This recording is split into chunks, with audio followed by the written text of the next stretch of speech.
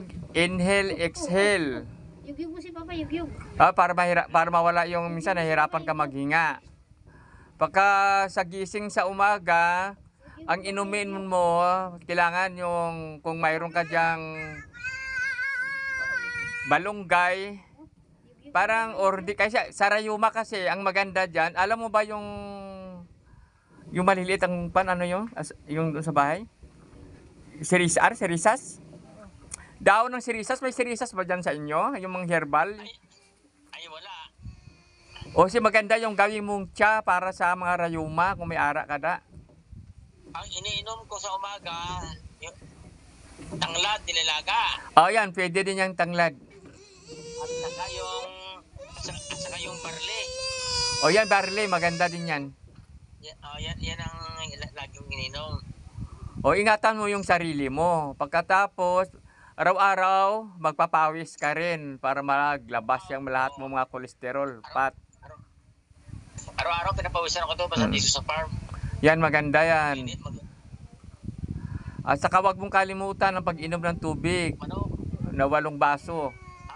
Lagi kang may tubig. Tapos, maganda rin yan, mag-ano ka, para sa mata mo, minsan galabo, carrots. Alam mo yung carrots, si blender mo. Kahit araw-araw, mag-inom ka within 20 days, maglinaw yung mata mo. Blender mo yung carrots. Everyday, ha? Tapos kain ng umagahan. Tapos yung superfoods natin, pangpalakas ng katawan, mag-blender ka rin ng saba, carrots, at saka yung pipino, yung tatlo. I-blender mo rin yan. Pipino lang. Lagi ako nakain ng pipino araw-araw. Yan, maganda yan sa katawan, lalo na sa mga may edad. Kailangan ng mga pagkain natin. Huwag tayong magkain ng mga may mga frozen food, mayroong mga tinatawag natin na mga gaya na sa magi. Bawal din sa iyo yung magi. May mga preservative. Bawal na yan sa iyo kasi may edad ka na. Ingatan mo yung sarili mo. Huwag kang magkain lalo na maraming baboy, karne. Kasi pag marami tayong nakain na karne, sisira yung kidney natin. Ingatan mo. At saka yung mga seafoods, iwasan na rin yung pagkain ng seafood lalo na sa gabi. Kasi magkakaroon tayo ng bloated ang tiyan, hindi tayo matunawan. At saka yung mabangungot, delikado yung mga mahirap matunaw. Mas hirapan yung kidney natin. At saka yung araw-araw, o sa bagay, ilang taon ka na ngayon? Birthday ko kahapon. Wow, happy birthday. Ang dami mo. 23 na ako. 23. Wow, praise the Lord. Abutin ka ng 100 years kay basta lagi tayong magdasal bago magtulog, magdasal. Pagkagising, magdasal.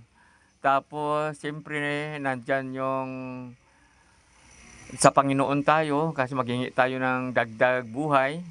At saka iwas ka sa mga usok, sigarilyo. Iwasan mo yun para hindi ka buubuhin. Kasi alam mo naman ngayon ang usok ngayon dito sa atin, yun ang delikado. Kasi marumi na yung hangin natin. Kaya ang problema ko sa bahay, nandun yung pusa, nandun yung mga aso sa loob ng bahay. Ay bawal yun. Malanghap mo yun yung mga balahibo, amoy ng aso, kaya hindi mawala yung ubo mo. Kaya lagi ako naalis doon sa bahay.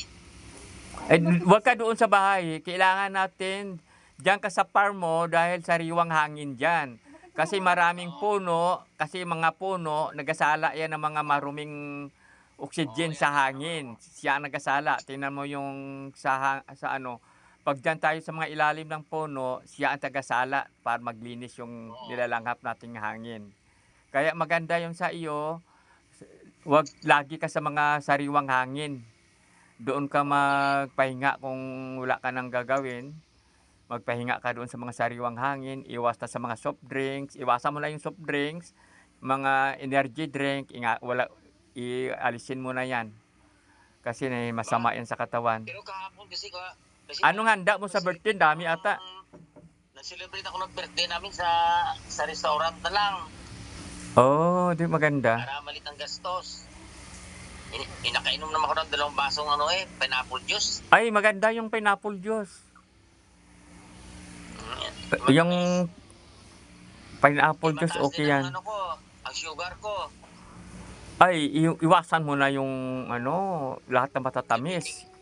Diabetic na rin ako. Kasi ang diabetic, marami niyang mga pagkain na kwan. Ano mo yung pagkain na, alam mo na yung pagkain ng mga sa diabetic eh. Gisin ko na yan sa iyo, kaya ingat ka sa sarili mo. Kasi alam mo, ang sarili natin, tayo din ang gumagawa ng mga nakakasama na pagkain sa katawan natin. Kasi alam natin yung masama yon, dapat wag natin kainin. Kaya kailangan may disiplina tayo sa pagkain. Pag alam mo, walang sakit kung di natin kinakain yung kontra sa atin. Lahat ng pagkain, isipin natin, ito hindi maganda sa katawan ko. Huwag natin kainin kahit sobrang sarap pa yan. Kaya ako, kahit may edad na rin ako, kahit masarap yan na pagkain, pag talagang pag kumain ako, lalo ng mga dilis, may mga ulam na dilis, siyempre minsan may mga rayuma tayo, sumusumpong yung rayuma natin. Iwasan mo na yung pagkain ng mga, kasi ang dilis malakas yung uric acid niya eh. Mahirap yan sa mga rayuma, sa mga arthritis. Lagi pa naman kami ng ulam ng dilis. O yan, kaya nahirapan ka maglakad. Yan ang malakas yung dilis sa rayuma. Kaya minsan may pasyente ako nagtanong, nagkain din daw siya ng ulam daw niya munggo. At ay sabi ko, hindi man yan bawal ang munggo sa arthritis. Ano bang ihalo mo sa munggo? Niya dilis. Ay sabi ko, yung dilis, may kasalanan doon. Kasi ang gulay, wala yang hindi yan bawal na kainin sa may mga rheuma arthritis. Basta sundin lang natin ang kwan. Kahit okra? Ay, maganda yung okra. Maraming benefits yung okra sa katawan natin. Maraming pagkain Hindi yan nagkakarayuma? Ay, wala yung rayuma yung okra. Maraming dalaya na pangpaganda ng katawan. Maraming gamot yan.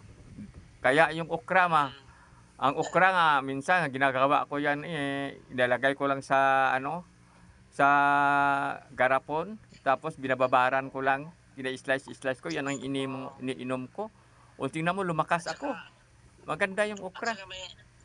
At saka may problema pa kung isa eh. Anong problema mo? Yung titi ko hindi na natigas. Nako, ang titi pag hindi tumitigas, kasi kasama yan pag may diabetes tayo. Dapat ang misis mo, masaya din siya pag oras ng kailangan niya. Kasi kailangan talaga ng tao yan na mag-change oil. Kasi magkakaroon tayo ng prostate niyan. Kung yan ang problema mo, ang maganda naman na gawin dyan, alam mo ba yung, yan, pagpatigas din yan eh. Nasubukan mo na ba yung pineapple juice at saka yung snowbear? Hindi pa. Yan, subukan mo, pangpatigas din yan. Ang mga prutas na pangpatigas, kagaya ng mga pakwan, pangpatigas. Inumin mo yung pineapple juice sa snowbear, inumin? Ilagay mo yung, halimbawa, sa isang basong pineapple juice, ilagay mo yung isang snowbear. Pag natunaw siya yan, inumin mo, tayo kagad ng pitoy mo. Ay, simple din na pala pitoy yan, kayong dako na. Pero kailangan natin yan, kasi kagaya ng sasakyan, pag hindi ka nag-change oil, ay talagang mag-ano yan. Hindi makatakbo ng gusto. Oo, kasi talagang kailangan change oil na yan. Sa kuya, patas sa pagtulog mo, yan, kailangan huwag kang matulog na nandyan yung konsumisyon, may galit, ha? Tingnan mo yung sabi ng Panginoon, tingnan mo yung bata, nakangiti, nakangirit, kasi wala siyang problema. Ibig sabihin, gayahin natin niya, huwag daw tayo matulog na nandyan ng simangot, nasama ang loob, lalo tayo mahirapan maghinga niyan. Kaya lagi tayo mag-pray kay Lord, siyempre tao lang tayo, nagkakamali, kailangan maghingi ng tawad. At lagi tayo maghingi na kapatawaran kasi alam mo ang mundo natin ngayon malapit ang kanyang pagdating. Kaya lagi tayo magsimba, magdasal. Ang babasahin nyo po ay sa Lucas 11:2, ang dasal ng Diyos Ama. Yan ang babasahin natin bago tayo matulog. Kamusta mo na lang ako diyan sa diyan sa Batangas, Lipa City, City. Ah? Ah, Sa lahat natin na mga taga ano natin, mga kamag-anak, mga kaibigan, nandiyan naman lahat. okay. Basta kunin mo lang yung aking text mo lang ako, tawag ka lang sa akin. God bless, in Jesus Okay. name. Bye-bye.